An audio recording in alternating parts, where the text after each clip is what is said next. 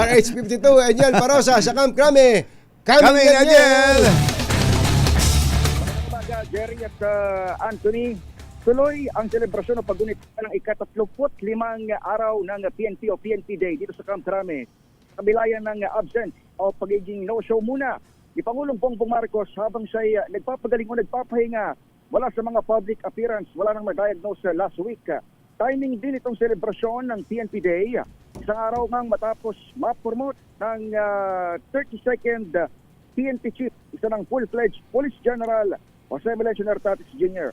Pero kahit wala ngayon ang Commander-in-Chief na personal na naglapat sa kanya na ika-4 sa Australia, pangako ni General Nartates sa pagtalima sa mensahe ng Pangulo kahapon na magiging visible o nakikita, disiplinado at mapagkakatiwalaan ang hanay na pulisya. Ginawa ni Nartates itong pahayag bilang sagot sa atas ni PBBM sa inilabas na video message ng Presidente para sa PNP Day. Gayunman, wala naman na umanong bagong direktiba general sa kanyang mga tauhan sapagkat ginawa na niyan tagubilin ng Presidente noong siya ay mag-assume Agosto pa lamang ng 2025.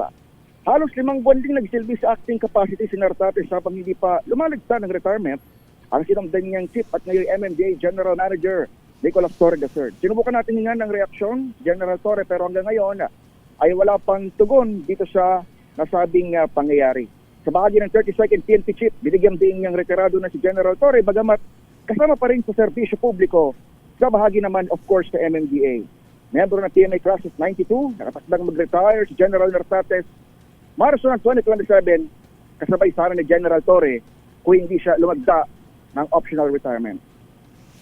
Magsisimula itong PNP Day celebration o yung festivities dito maya-maya lamang alas 9 ng umaga at in the place of President ay pangungunahan ito ni Executive Secretary Recto bilang panauhing pandangal dito sa ika-35 PNP Day.